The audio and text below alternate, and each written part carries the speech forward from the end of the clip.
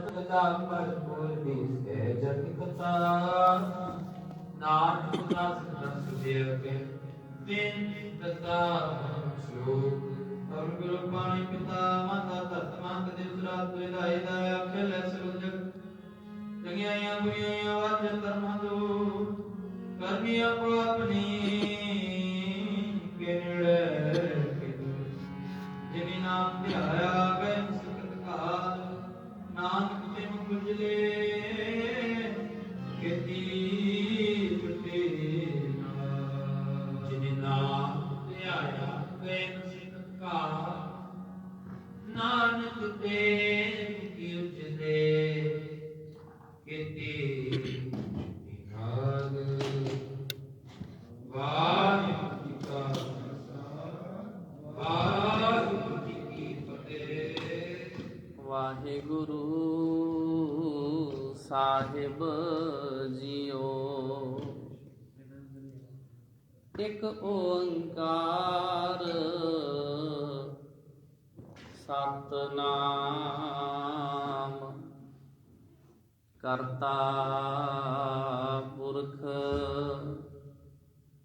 ਨਿਰਭਉ ਨਿਰਵੈਰ ਅਕਾਲ ਮੂਰਤ ਅਜੂਨੀ ਸੈਭੰ ਗੁਰ ਪ੍ਰਸਾਦ ਜਿਉ ਬੁਲਾਵੇ ਤਿਉ ਬੋਲੇ ਸੁਆਮੀ ਕੁਦਰਤ ਕਵਣ ਹਮਾਰੀ ਸਾਧ ਸੰਗ ਨਾਨਕ ਜਸ ਗਾਇਓ ਜੋ ਪ੍ਰਭ ਕੀ ਅਤ ਪਿਆਰੀ। ਵਾਹਿਗੁਰੂ ਜੀ। ਸੋਰਠ ਮਹੱਲਾ ਪੰਜਵਾਂ। अविनाशी जियन को दाता सिमरत सब मल खोई। गुण निधान भगतन को बर्तन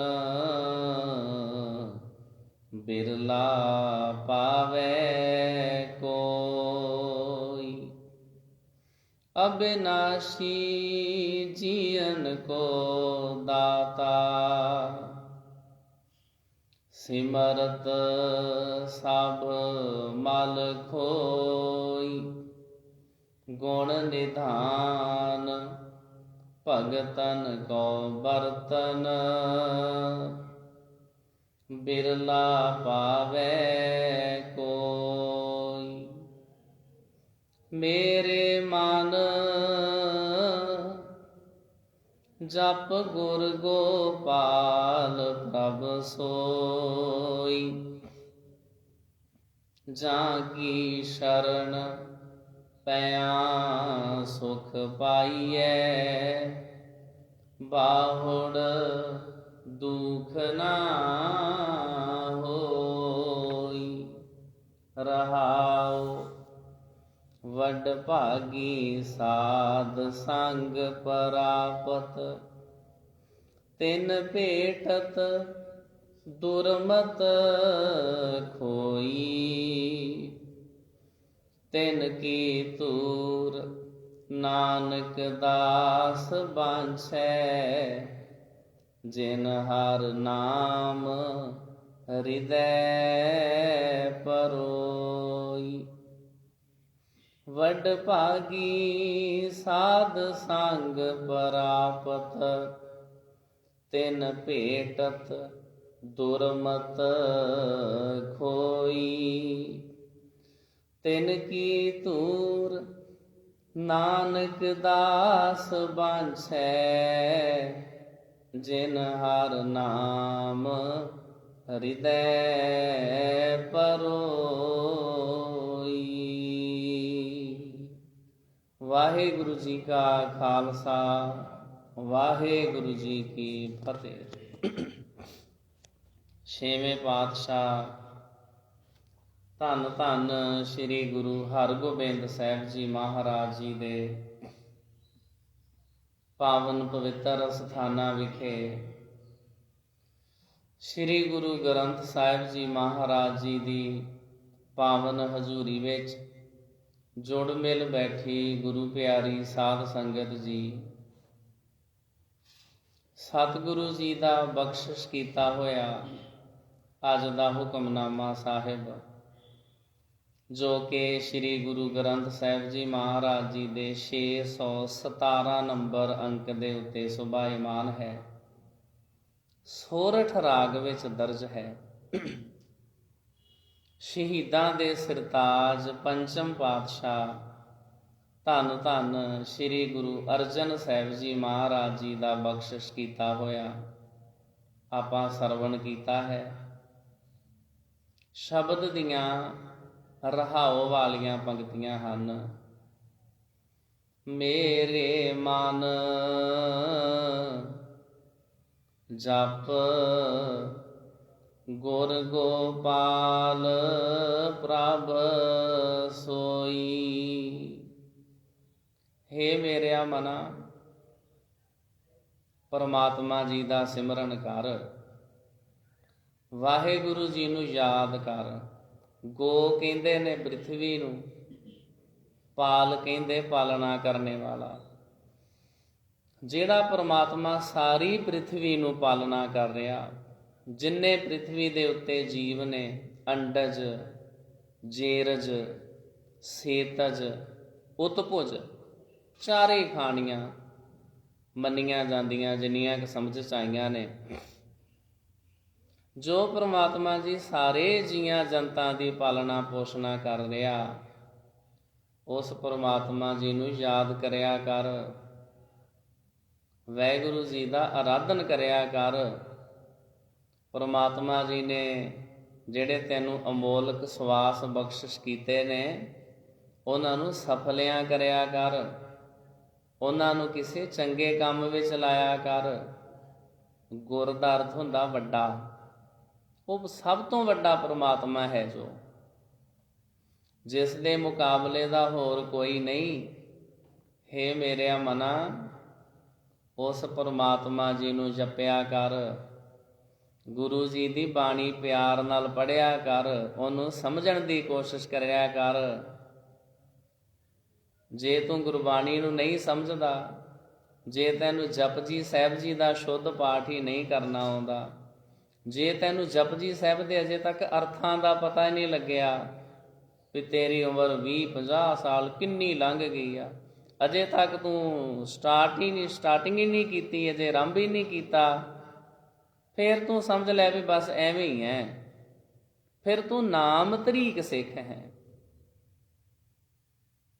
ਫਿਰ ਤੂੰ ਨਾਮ ਤਰੀਕ ਸਿੱਖ ਹੈ।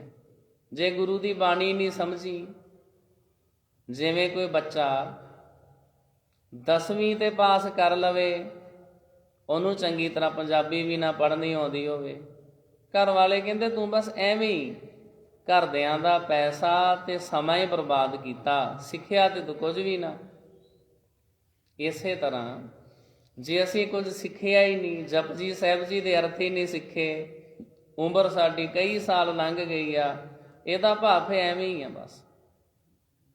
ਫਿਰ ਅਸੀਂ ਭੇਖ ਧਾਰਨ ਕੀਤਾ, ਧਰੇ ਕੇਸ ਪਾਹੁਲ ਬਿਨਾ। ਇਸ ਤਰ੍ਹਾਂ ਵੀ ਪ੍ਰਕਰਨ ਦੇ ਅਨੁਸਾਰ ਅਰਥ ਕਰ ਲਓ ਵੀ ਜੇ ਤੁਸੀਂ ਪਾਹੁਲ ਨਹੀਂ ਲਈ, ਗੁਰਬਾਣੀ ਦਾ ਅੰਮ੍ਰਿਤ ਨਹੀਂ ਛਕਿਆ, ਗੁਰਬਾਣੀ ਨਾਲ ਜੁੜ ਕੇ ਆਨੰਦ ਨਹੀਂ ਮਾਣਿਆ, ਖੰਡੇ ਬਾਟੇ ਦਾ ਅੰਮ੍ਰਿਤ ਛਕਣਾ ਤੇ ਬਹੁਤ ਜ਼ਰੂਰੀ ਆ।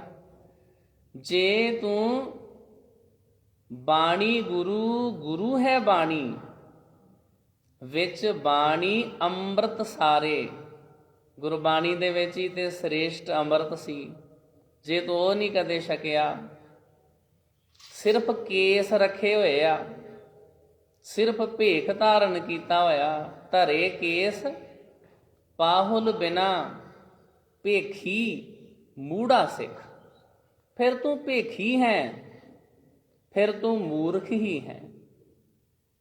ਭੇਖੀ ਮੂੜਾ ਸਿੱਖ ਮੇਰਾ ਦਰਸ਼ਨ ਨਾਹੇ ਤਿਸ ਪਾਪੀ ਤਿਆਗੈ ਭਿਖ।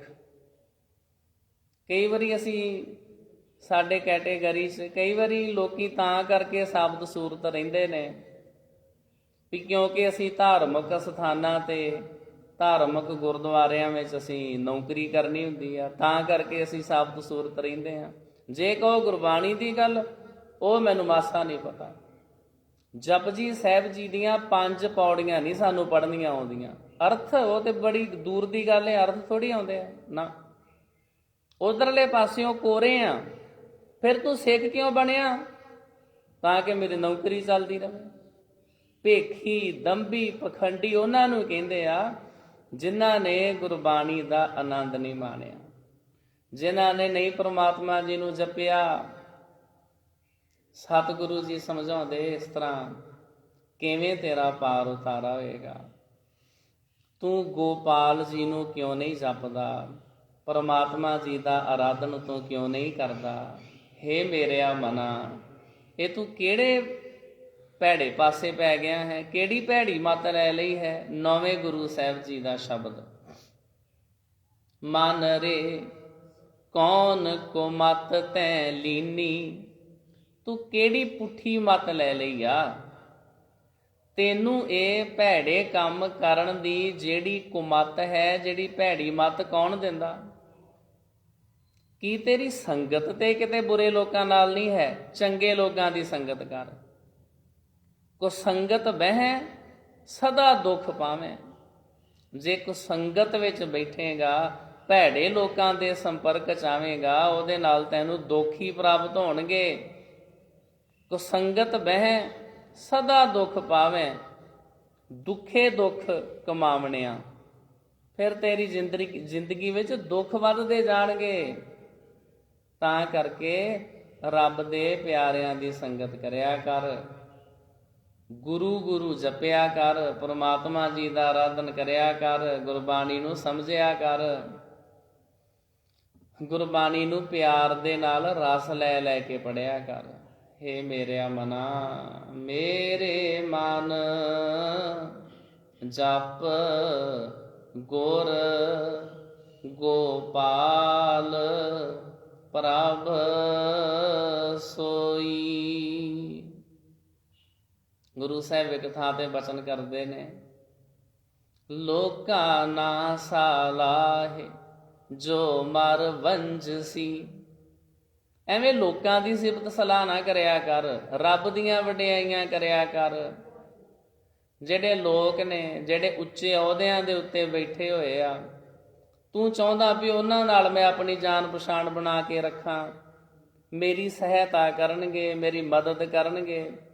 ਜੇ ਮੇਰੇ ਤੇ ਕੋਈ ਅੜਚਨ ਆ ਜਾਏਗੀ, ਕੋਈ ਮੁਸੀਬਤ ਆ ਜਾਏਗੀ, ਮੈਂ ਵੱਡੇ ਲੋਕਾਂ ਨਾਲ ਸੰਪਰਕ ਕਰ ਲਾਂਗਾ। ਦੁਨੀਆ ਦੇ ਵਿੱਚ ਤੇ ਹੋ ਸਕਦਾ ਤੇਰੇ ਕੋਈ 2-4 ਕੰਮ ਕਰਵਾ ਦੇਣਗੇ, ਅਗਾਂਹ ਤੇਰੀ ਕੌਣ ਸਹਾਇਤਾ ਕਰੇਗਾ?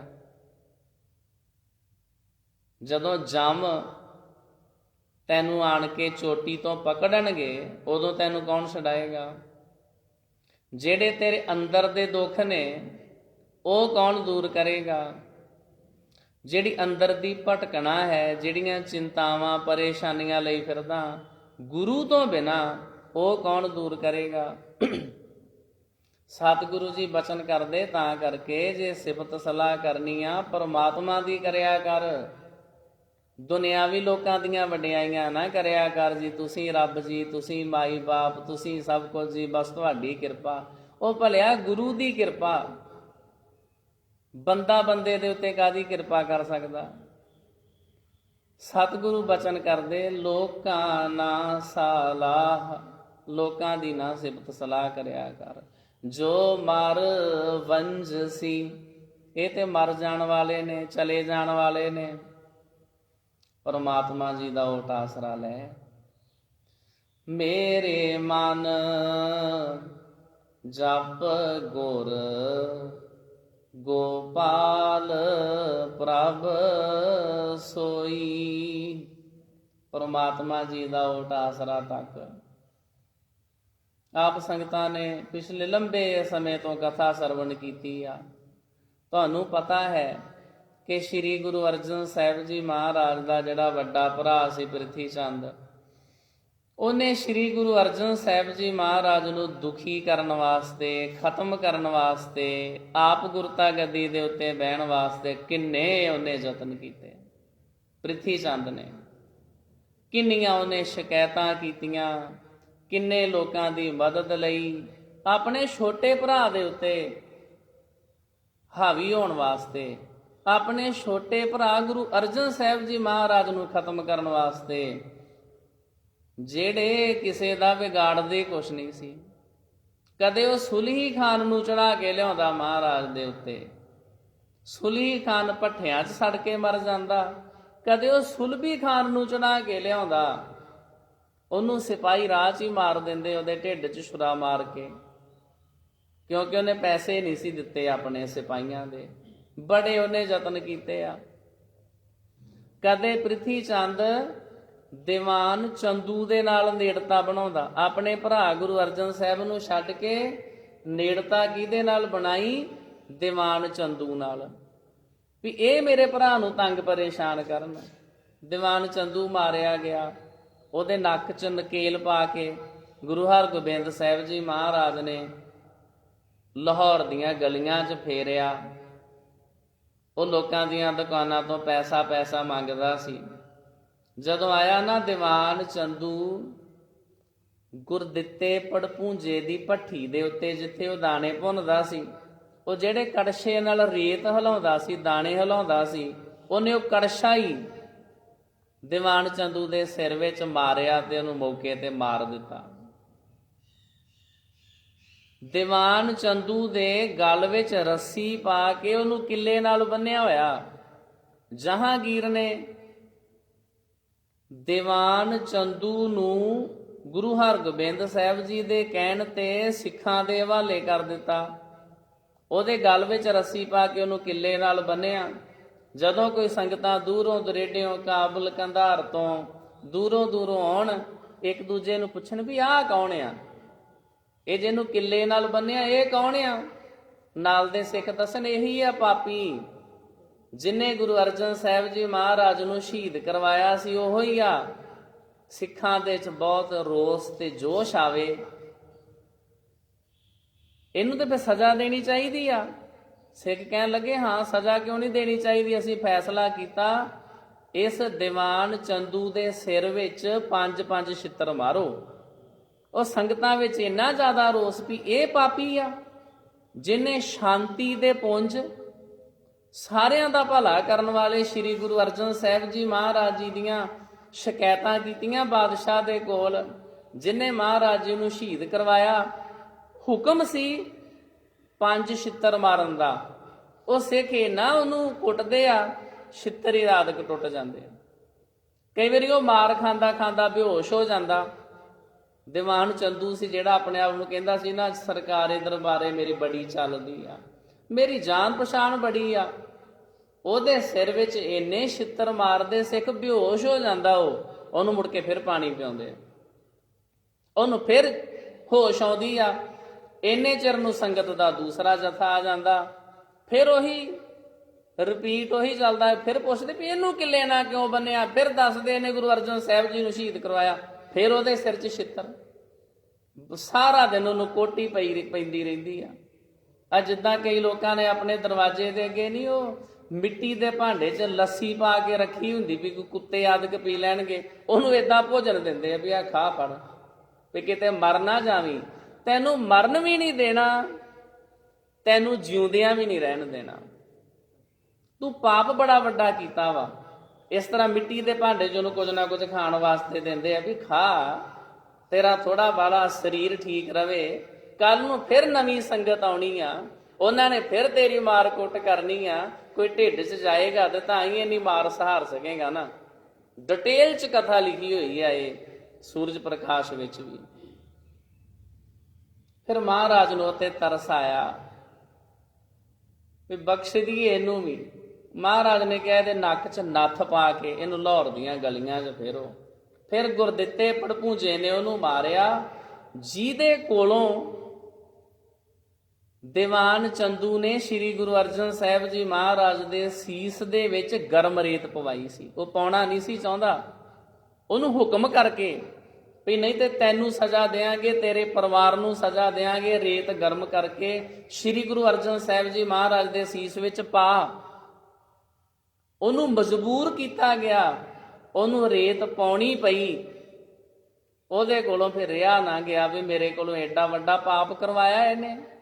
ਉਹਨੇ ਫਿਰ ਦੀਵਾਨ ਚੰਦੂ ਦੇ ਸਿਰ ਵਿੱਚ ਕੜਛਾ ਮਾਰਿਆ ਸੀ, ਜਿਹਦੇ ਨਾਲ ਉਹ ਦਾਣੇ ਭੁੰਨਦਾ ਸੀ, ਤੇ ਉੱਥੇ ਮਰ ਗਿਆ ਸੀ।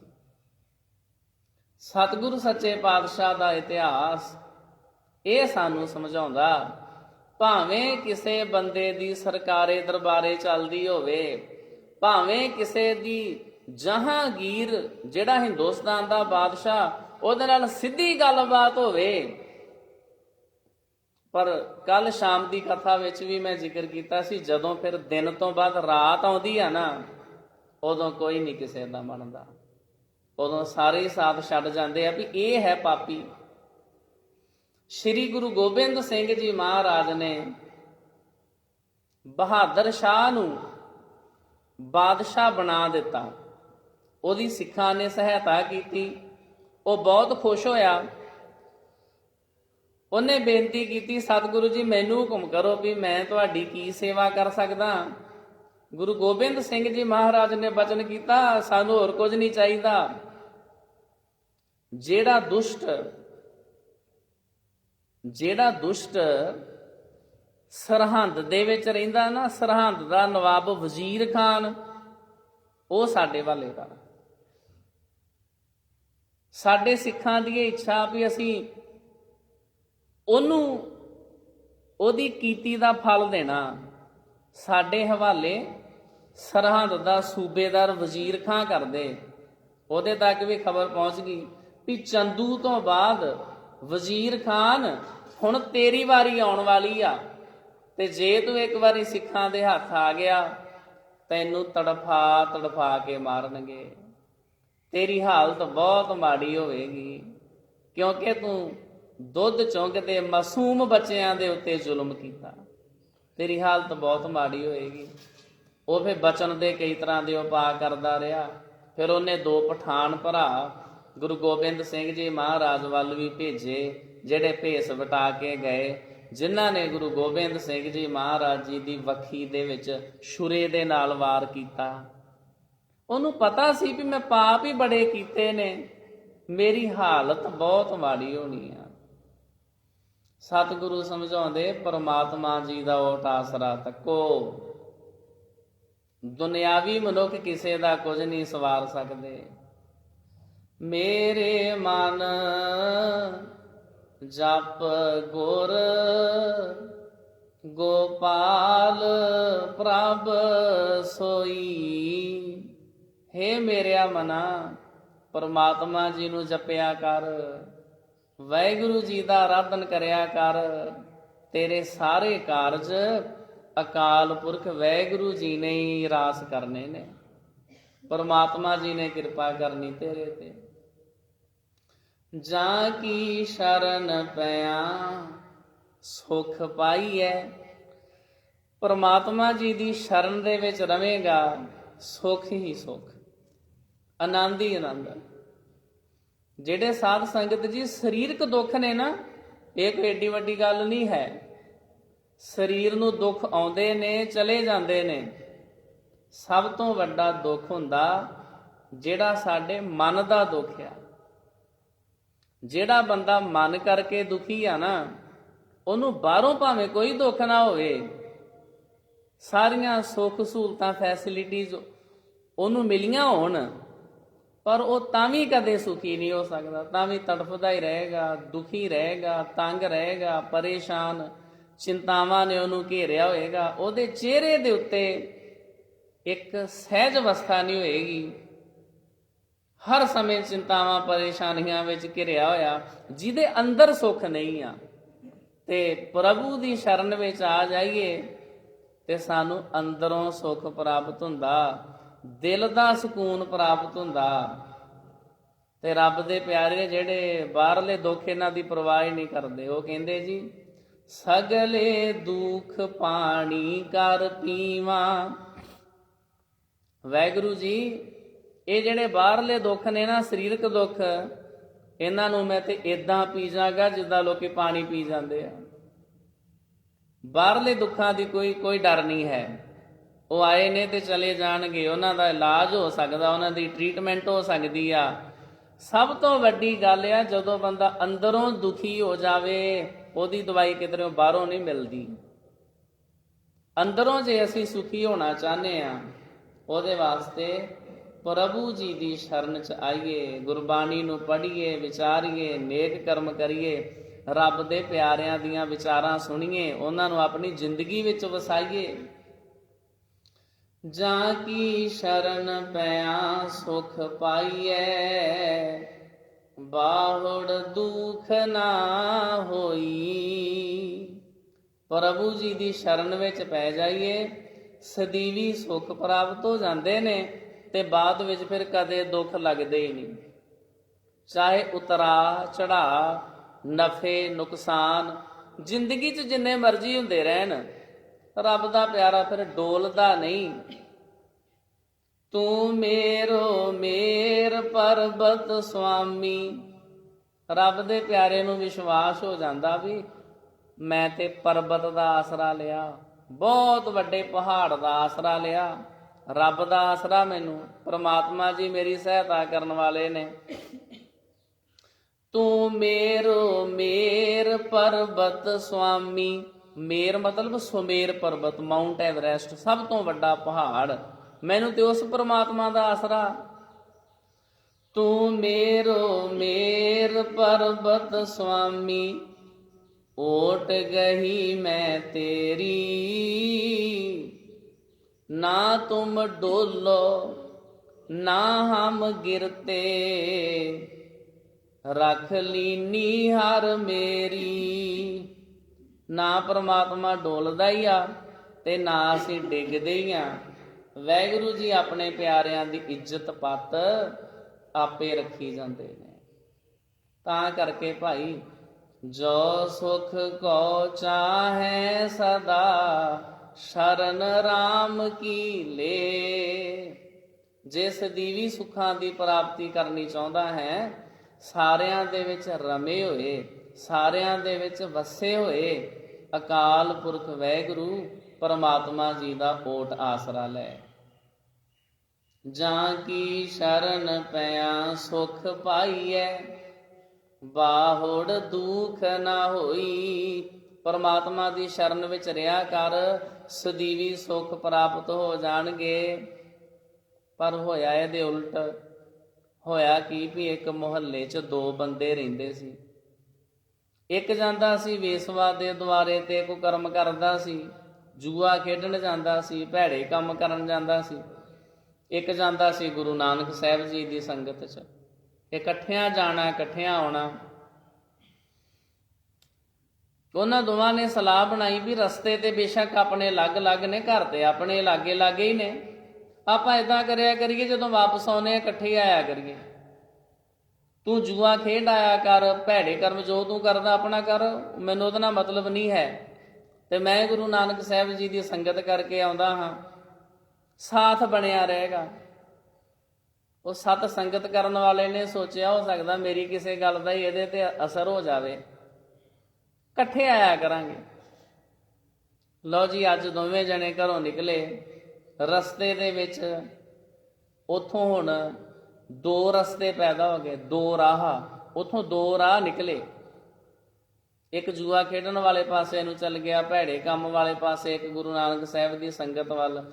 ਉਹਨਾਂ ਨੇ ਇਦਾਂ ਕਿਹਾ ਵੀ ਇਦਾਂ ਨਾ ਆਪਾਂ ਇੱਥੇ ਫਿਰ ਵਾਪਸ ਇਕੱਠੇ ਹੋਵਾਂਗੇ। ਜੇ ਤੂੰ ਪਹਿਲਾਂ ਆ ਗਿਆ ਇਸ ਰੁੱਖ ਦੇ ਥੱਲੇ ਆਣ ਕੇ ਬਹਿ ਜਾਈ ਤੇ ਮੈਨੂੰ ਉਡੀਕ ਲਵੀਂ, ਜੇ ਮੈਂ ਪਹਿਲਾਂ ਆ ਗਿਆ, ਗੁਰੂ ਨਾਨਕ ਸਾਹਿਬ ਜੀ ਦੀਆਂ ਵਿਚਾਰਾਂ ਪਹਿਲਾਂ ਅੱਜ ਸਮਾਪਤ ਹੋ ਗਈਆਂ, ਮੈਂ ਪਹਿਲਾਂ ਆ ਜਾਵਾਂਗਾ, ਇੱਕ ਰੁੱਖ ਦੇ ਥੱਲੇ ਬਹਿ ਜਾਵਾਂਗਾ, ਤੈਨੂੰ ਉਡੀਕ ਲਾਂਗਾ। ਉਹ ਜਿਹੜਾ ਭੈੜੇ ਕਰਮ ਕਰਨ ਵਾਲਾ ਬੰਦਾ ਸੀ, ਉਹ ਉਧਰ ਨੂੰ ਗਿਆ ਅੱਗੇ। ਵੇਸਵਾ ਦਾ ਦੁਆਰਾ ਵੀ ਬੰਦ, ਜੂਆ ਖੇਡਣ ਵਾਲੇ ਸੰਗੀ ਸਾਥੀ ਵੀ ਨਾ ਲੱਭੇ। ਉਹ ਛੇਤੀ ਵਾਪਸ ਆ ਗਿਆ, ਆਣ ਕੇ ਰੁੱਖ ਦੇ ਥੱਲੇ ਬੈਠ ਗਿਆ।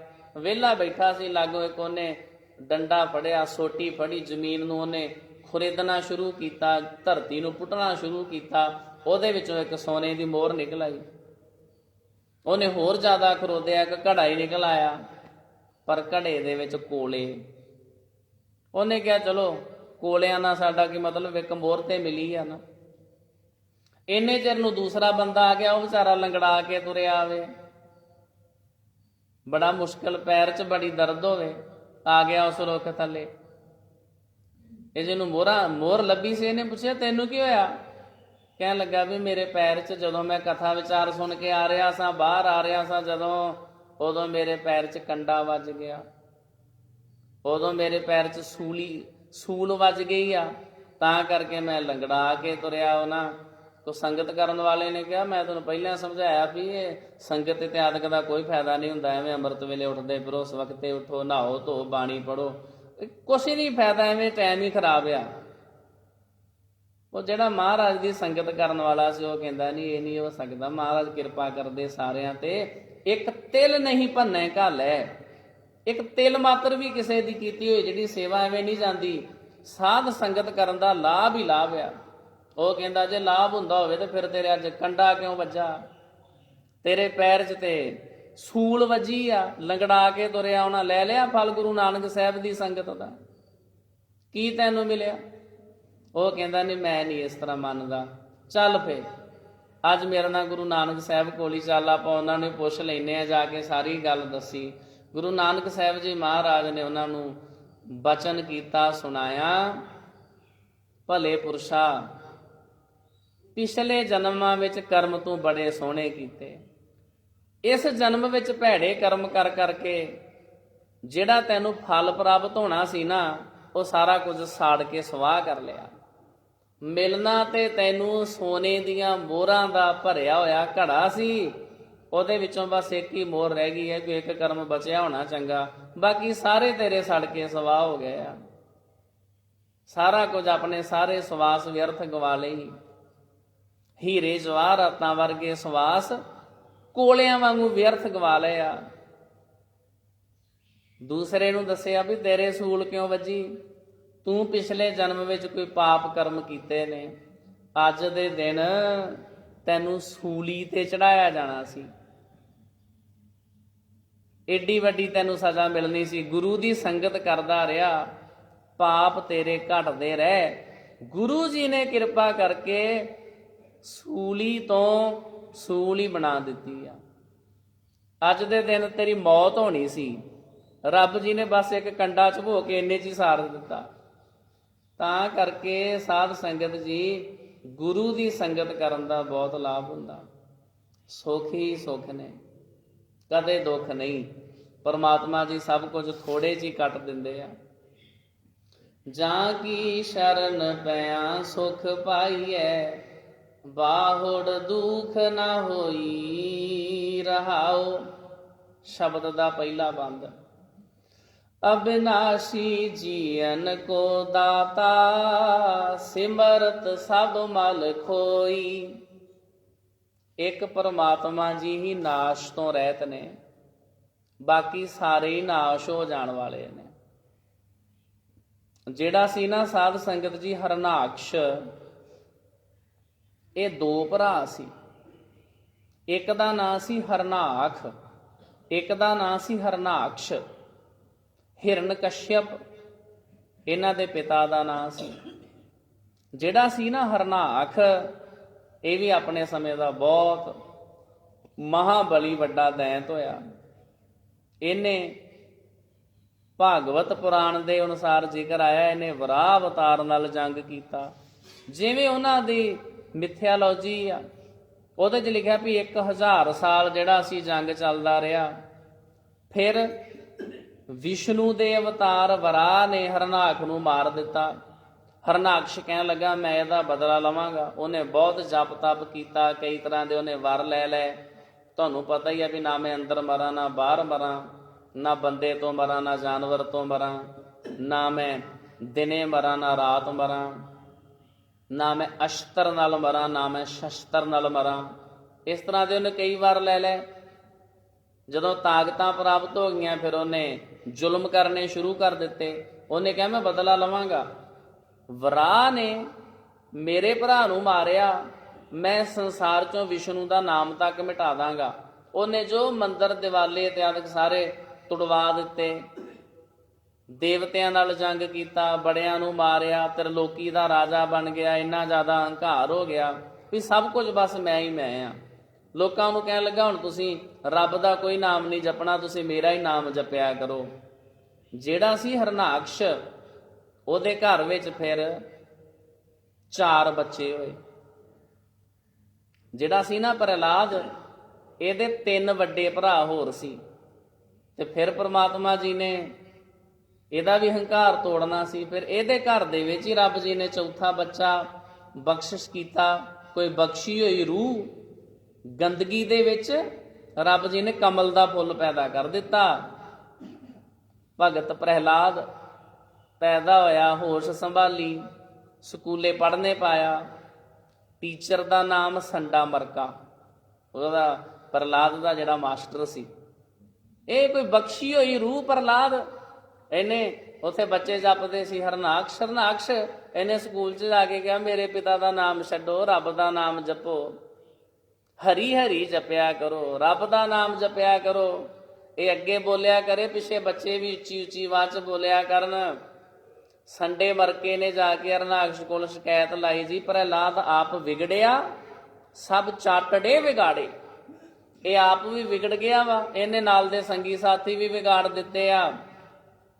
ਹਰਨਾਕਸ਼ ਨੂੰ ਬਹੁਤ ਇਸ ਗੱਲ ਦੇ ਉੱਤੇ ਕਹਿਰ ਗੁੱਸਾ ਆਇਆ ਵੀ ਇਹ ਚੰਗਾ ਕੰਮ ਹੈ। ਮੈਂ ਤੇ ਲੋਕਾਂ ਨੂੰ ਕਹਿਣਾ ਮੇਰਾ ਨਾਮ ਜਪੋ ਤੇ ਮੇਰਾ ਆਪਣਾ ਬੱਚਾ ਹੀ ਮੇਰਾ ਨਾਮ ਨਹੀਂ ਜਪਦਾ। ਬੜੀਆਂ ਉਹਨੂੰ ਸਜ਼ਾਵਾਂ ਦਿੱਤੀਆਂ ਗਈਆਂ। ਕਦੇ ਉਹਨੂੰ ਪਾਣੀ 'ਚ ਸੁੱਟਦੇ ਆ, ਕਦੇ ਉਹਨੂੰ ਜ਼ਹਿਰ ਪੀਣ ਵਾਸਤੇ ਦਿੰਦੇ ਆ।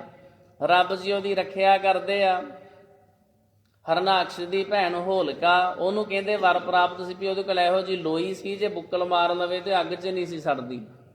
ਉਹ ਕਹਿਣ ਲੱਗੀ ਭਰਾ ਮੈਂ ਤੇਰੀ ਮਦਦ ਕਰਦੀ ਆ, ਬੇਸ਼ੱਕ ਬੱਚਾ ਤੇਰਾ ਹੀ ਆ, ਪਰ ਜਿਹਨੇ ਤੇਰੀ ਆਗਿਆ ਹੀ ਨਹੀਂ ਮੰਨੀ, ਜਿਹੜਾ ਤੇਰਾ ਨਾਮ ਹੀ ਨਹੀਂ ਜਪਦਾ, ਇਹੋ ਜਿਹੇ ਬੱਚੇ ਨੂੰ ਕੀ ਕਰਨਾ, ਇਹਨੂੰ ਤੇ ਅੱਗ 'ਚ ਸਾੜ ਦੇਣਾ ਚਾਹੀਦਾ। ਲਿਆ ਮੈਨੂੰ ਫੜਾ। ਗੋਦੀ 'ਚ ਲੈ ਕੇ ਉੱਤੇ ਲੋਈ ਦੀ ਬੁੱਕਲ ਮਾਰ ਕੇ ਨਾ ਅੰਗੀਠੇ ਦੇ ਉੱਤੇ ਬਹਿ ਗਈ, ਲੱਕੜਾਂ ਇਕੱਠੀਆਂ ਕਰਕੇ ਲਾਓ ਅੱਗ। ਬੜੇ ਸਾਰੇ ਦੈਂਤ ਕੁਛ ਢੋਲ ਵਜਾਉਣ। ਜਦੋਂ ਅੱਗ ਲਾਈ ਇੰਨੇ ਚਿਰ ਨੂੰ ਹਨੇਰੀ ਆ ਗਈ। ਅੱਜ ਜਿੱਦਾਂ ਰਾਤ ਵੇਖਿਆ ਹਨੇਰੀ ਚੱਲਦੀ ਰਹੀ, ਉਹ ਹਨੇਰੀ ਆ ਗਈ। ਹੋਲਕਾ ਨੇ ਉੱਤੇ ਜਿਹੜੀ ਲੋਈ ਦੀ ਬੁੱਕਲ ਮਾਰਨੀ ਸੀ ਚਾਦਰ ਉੱਡ ਗਈ। ਉਹ ਥੱਲੇ ਦੈਂਤ ਢੋਲ ਵਜਾਈ ਜਾਣ, ਇੱਧਰ ਹੋਲਕਾ ਸੜ ਗਈ, ਪ੍ਰਹਿਲਾਦ ਬਚ ਗਿਆ। ਹਰਨਾਕਸ਼ ਦੀ ਭੈਣ ਸੜ ਕੇ ਮਰ ਗਈ। ਉਹਨੂੰ ਬੜਾ ਕ੍ਰੋਧ ਆਇਆ।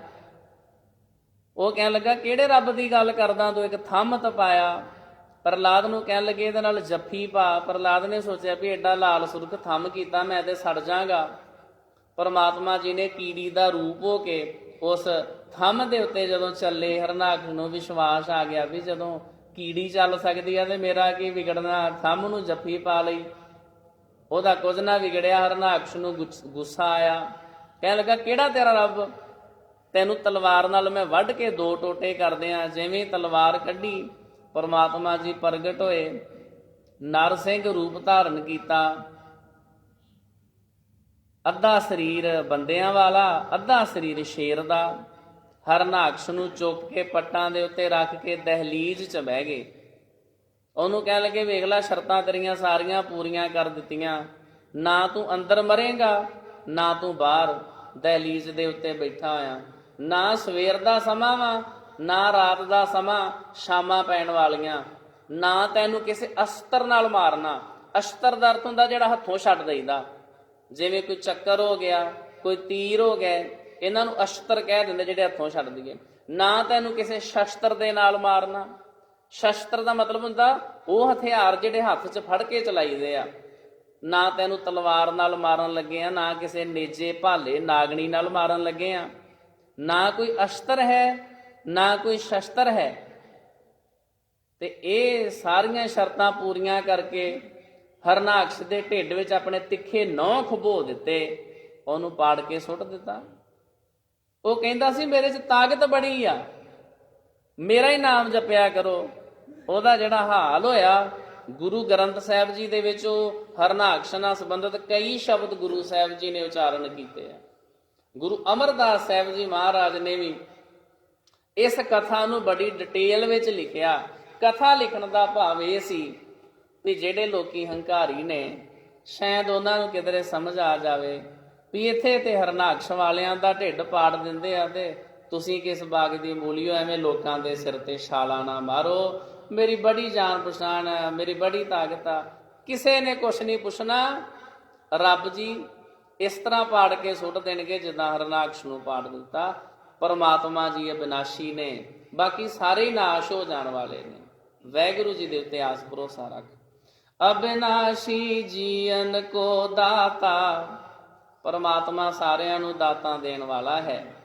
ਜਗਤ ਭਿਖਾਰੀ ਫਿਰਤ ਹੈ, ਸਭ ਕੋ ਦਾਤਾ ਰਾਮ, ਪਰਮਾਤਮਾ ਜੀ ਨੇ ਦਾਤਾਂ ਦੇਣੀਆਂ ਨੇ, ਕਿਸੇ ਦੇ ਦਿੱਤਿਆਂ ਕੋਈ ਰੱਜ ਨਹੀਂ ਸਕਦਾ। ਪਰਮਾਤਮਾ ਜੀ ਜਿਹਦੀ ਝੋਲੀ ਭਰਨ ਉਹ ਰੱਜਦਾ। ਜੇਵਡ ਆਪ ਤੇਵਡ ਤੇਰੀ ਦਾਤ, ਜਿੰਨਾ ਵੱਡਾ ਰੱਬ ਆਪ ਆ ਉਹਦੀਆਂ ਦਾਤਾਂ ਵੀ ਓਨੀਆਂ ਵੱਡੀਆਂ ਨੇ। ਜਿੰਨਾ ਵੱਡਾ ਬੰਦਾ ਹੋਵੇ ਉਹ ਕਿਸੇ ਨੂੰ ਓਨਾ ਕੀ ਕੁਝ ਦੇ ਸਕਦਾ ਨਾ। ਬੰਦਾ ਕੋਈ ਕਿਸੇ ਨੂੰ ਕੀ ਦੇ ਸਕਦਾ? ਸਭ ਤੋਂ ਵੱਡੀਆਂ ਮਹਾਨ ਦਾਤਾਂ ਬਖਸ਼ਿਸ਼ਾਂ ਅਕਾਲ ਪੁਰਖ ਵਾਹਿਗੁਰੂ ਜੀ ਆਪ ਹੀ ਕਰਦੇ ਨੇ। ਅਬਿਨਾਸ਼ੀ ਜੀਵਨ ਕੋ ਦਾਤਾ, ਸਿਮਰਤ ਸਭ ਮਲ ਖੋਈ।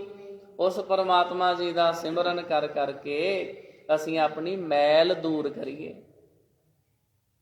ਅਸੀਂ ਮੈਲੇ ਅੰਦਰੋਂ ਬਹੁਤ ਜ਼ਿਆਦਾ, ਕਈ ਜਨਮਾਂ ਦੀ ਮੈਲ ਲੱਗੀ ਆ। ਜਨਮ ਜਨਮ ਕੀ ਇਸ ਮਨ ਕੋ ਮਲ ਲਾਗੀ, ਕਾਲਾ ਹੋਆ ਸ਼ਿਆ, ਕਾਲੇ ਸ਼ਾਹ ਹੋਏ ਪਏ ਆ। ਖਨਲੀ ਧੋਤੀ ਉਜਲੀ ਨਾ ਹੋਵਈ, ਜੇ ਸੋ ਧੋਵਨ ਪਾ।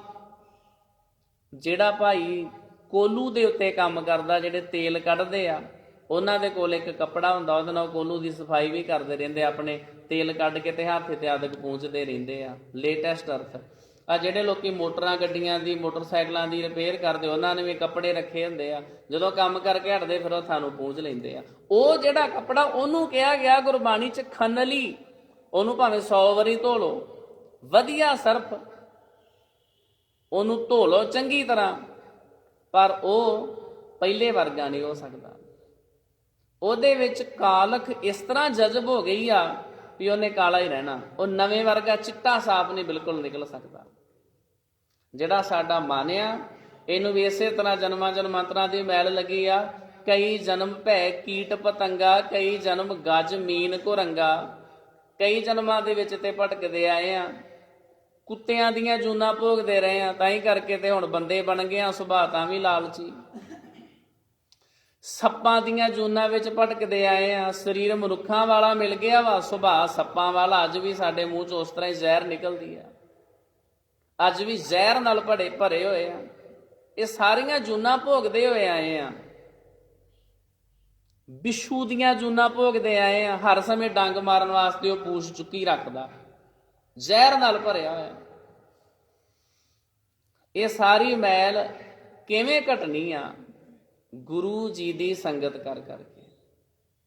ਅਬਿਨਾਸ਼ੀ ਜੀਵਨ ਕੋ ਦਾਤਾ, ਸਿਮਰਤ ਸਭ ਮਲ ਖੋਈ।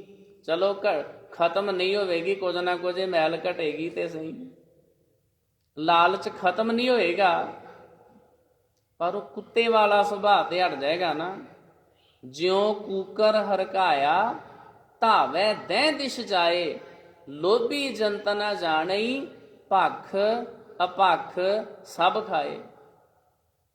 ਹਲਕੇ ਕੁੱਤੇ ਵਾਲਾ ਸੁਭਾਅ ਤੇ ਘਟੇਗਾ ਨਾ, ਜਿਹੜਾ ਹਰ ਇੱਕ ਨੂੰ ਕੱਟਣ ਵਾਸਤੇ ਦੌੜਦਾ। ਗੁਰੂ ਦੀ ਸੰਗਤ ਕਰ ਕਰਕੇ ਜਨਮਾਂ ਜਨਮਾਂਤਰਾਂ ਦੀ ਲੱਗੀ ਹੋਈ ਮੈਲ ਘਟੇਗੀ।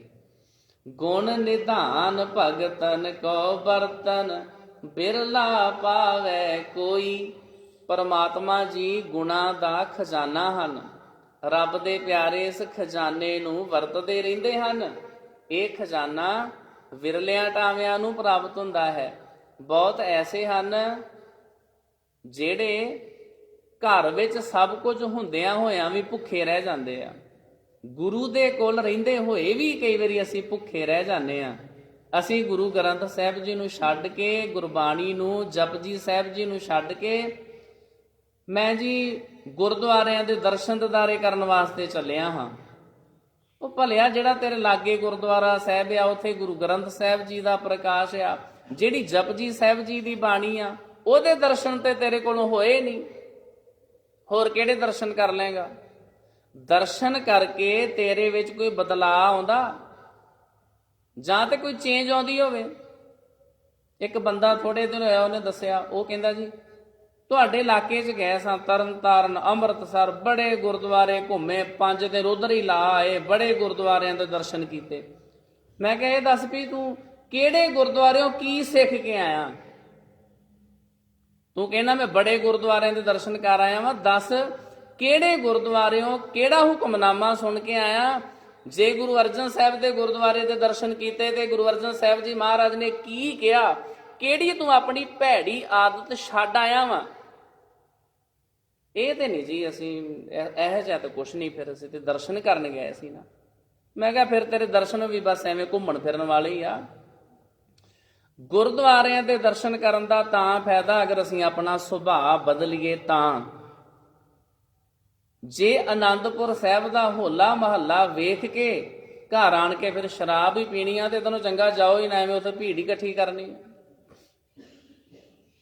ਜੇ ਹਜ਼ੂਰ ਸਾਹਿਬ ਦੇ ਦਰਸ਼ਨ ਦਿਦਾਰੇ ਕਰਕੇ ਘਰ ਆਣ ਕੇ ਫਿਰ ਲੋਕਾਂ ਦਾ ਬੁਰਾ ਹੀ ਸੋਚਣਾ, ਫਿਰ ਐਵੇਂ ਤੁਸੀਂ ਪੈਸਾ ਹੀ ਖਰਾਬ ਕੀਤਾ, ਐਵੇਂ ਟਾਈਮ ਹੀ ਖਰਾਬ ਕੀਤਾ। ਨਾ ਜਾਂਦੇ ਤਾਂ ਵੀ ਕੋਈ ਫਰਕ ਨਹੀਂ ਸੀ ਪੈਣ ਲੱਗਾ। ਜਿੱਥੇ ਵੀ ਜਾਈਏ ਉਥੋਂ ਕੁਝ ਸਿੱਖ ਕੇ ਆਈਏ। ਜਦੋਂ ਵੀ ਗੁਰੂ ਘਰ ਚਾਹੀਏ ਹੁਕਮਨਾਮਾ ਪੜ੍ਹ ਕੇ ਉਦੋਂ ਐਨਾਲਾਈਸਿਸ ਕਰੀਏ, ਤੁਲਨਾ ਕਰੀਏ, ਕੰਪੈਰੀਜ਼ਨ ਕਰੀਏ ਵੀ ਅੱਜ ਮਹਾਰਾਜ ਜੀ ਨੇ ਕੀ ਕਿਹਾ ਤੇ ਮੈਂ ਅੱਜ ਆਪਣੀ ਜ਼ਿੰਦਗੀ 'ਚ ਫਿਰ ਕਿਹੜਾ ਸੁਧਾਰ ਕੀਤਾ। ਮੈਲ ਦੂਰ ਕਰਨੀ ਸੀ, ਮੈਲ। ਕੱਪੜੇ ਨੂੰ ਧੋਤਾ ਵੀ ਤੇ ਮੈਲ ਲੱਥੀ ਨਾ, ਉਹ ਤੇ ਐਵੇਂ ਸਾਬਣ ਹੀ ਖੋਰਿਆ ਨਾ, ਐਵੇਂ ਪਾਣੀ ਵੇਸਟ ਕੀਤਾ ਜੇ ਮੈਲ ਹੀ ਨਾ ਲੱਥੀ। ਗੁਰੂ ਦੀ ਸੰਗਤ ਕਰ ਕਰਕੇ ਸਾਡੀ ਮੈਲ ਦੂਰ ਹੋਣੀ ਚਾਹੀਦੀ। ਅਬਨਾਸ਼ੀ ਜੀਵਨ ਕੋ ਦਾਤਾ ਸਿਮਰਤ ਸਭ ਮਲ ਖੋਈ, ਗੁਣ ਨਿਧਾਨ ਭਗਤਨ ਕੋ ਬਰਤਨ ਬਿਰਲਾ ਪਾਵੈ ਕੋਈ। ਜਿਹੜੇ ਰੱਬ ਦੇ ਪਿਆਰੇ ਆ ਉਹ ਰੱਬ ਜੀ ਦੇ ਗੁਣਾਂ ਨੂੰ ਵਰਤਦੇ ਆ ਤੇ ਆਪਣੇ ਵਿੱਚ ਸ਼ੁਭ ਗੁਣ ਧਾਰਨ ਕਰਦੇ ਆ, ਹੋਰਨਾਂ ਨੂੰ ਵੀ ਵੰਡਦੇ ਨੇ। ਇਹ ਗੁਣਾਂ ਦਾ ਖਜ਼ਾਨਾ ਕਿਸੇ ਵਿਰਲੇ ਨੂੰ ਹੀ ਪ੍ਰਾਪਤ ਹੁੰਦਾ ਹੈ। ਸ਼ਬਦ ਦਾ ਦੂਸਰਾ ਬੰਦ। ਵੱਡ ਭਾਗੀ ਸਾਧ ਸੰਗ ਪ੍ਰਾਪਤ ਤਿਨ ਭੇਟਤ ਦੁਰਮਤ ਖੋਈ। ਇਹ ਗੁਰੂ ਦੀ ਸੰਗਤ ਵੱਡੇ ਭਾਗਾਂ ਨਾਲ ਪ੍ਰਾਪਤ ਹੁੰਦੀ ਆ। ਜਿਨ੍ਹਾਂ ਦੇ ਕਰਮ ਮਾੜੇ ਹੋਣ ਉਹਨਾਂ ਨੂੰ ਨਹੀਂ ਗੁਰੂ ਦੀ ਸੰਗਤ ਪ੍ਰਾਪਤ ਹੁੰਦੀ। ਗੁਰਬਾਣੀ ਵਿੱਚ ਬੜੀਆਂ ਉਦਾਹਰਨਾਂ। ਇੱਕ ਗੁਰਬਾਣੀ ਦੇ ਵਿੱਚ ਉਦਾਹਰਣ ਹੈ ਮੱਝ ਦੇ ਥਣਾ ਦੀ। ਕਈ ਵਾਰੀ ਕਹਿੰਦੇ ਮੱਝ ਨੂੰ ਚਿੱਚੜ ਲੱਗ ਜਾਂਦੇ ਆ। ਉਹ ਜਿਹੜੇ ਚਿੱਚੜ ਲੱਗੇ ਉਹ ਦੁੱਧ ਥੋੜੀ ਪੀਂਦੇ, ਉਹ ਖੂਨ ਹੀ ਪੀਂਦੇ ਰਹਿੰਦੇ ਆ। ਦੁੱਧ ਚੋਣ ਵਾਲੇ ਹੋਰ ਹੁੰਦੇ ਆ। ਮੱਝ ਦੇ ਕੋਲੋਂ ਖੂਨ ਵੀ ਮਿਲਦਾ ਤੇ ਦੁੱਧ ਵੀ ਮਿਲਦਾ। ਇੱਕ ਤੇ ਉਹਨੇ ਜਿਹੜੇ ਬੜੇ ਪਿਆਰ ਨਾਲ ਦੁੱਧ ਚੋ ਕੇ ਲੈ ਜਾਂਦੇ ਆ, ਇੱਕ ਚਿੱਚੜਾਂ ਵਰਗੇ ਆ ਜਿਹੜੇ ਮੱਝ ਦੇ ਹਵਾਨੇ ਕੋਲ ਰਹਿੰਦੇ ਹੋਇਆ, ਸਰੀਰ ਤੇ ਰਹਿੰਦੇ ਹੋਏ ਵੀ ਦੁੱਧ ਨਹੀਂ ਪੀਂਦੇ, ਉਹ ਖੂਨ ਹੀ ਪੀਂਦੇ ਆ। ਇੱਕ ਗੁਰਬਾਣੀ ਵਿੱਚ ਉਦਾਹਰਨ ਆਈ ਆ ਡੱਡੂ ਦੀ। ਉਹ ਕਹਿੰਦੇ ਕਮਲ ਦਾ ਫੁੱਲ ਖਿੜਿਆ ਹੋਵੇ, ਇੱਕ ਡੱਡੂ ਦੇ ਸੁਭਾਅ ਵਾਲੇ ਆ। ਉਹ ਕਮਲ ਦੇ ਫੁੱਲ ਦੀਆਂ ਜੜ੍ਹਾਂ ਦੇ ਵਿੱਚ ਰਹਿ ਕੇ ਵੀ ਗੰਦਗੀ ਤੇ ਜਾਲਾ ਹੀ ਖਾਂਦੇ ਆ, ਜਿਹੜੇ ਡੱਡੂ ਵਰਗੇ ਆ।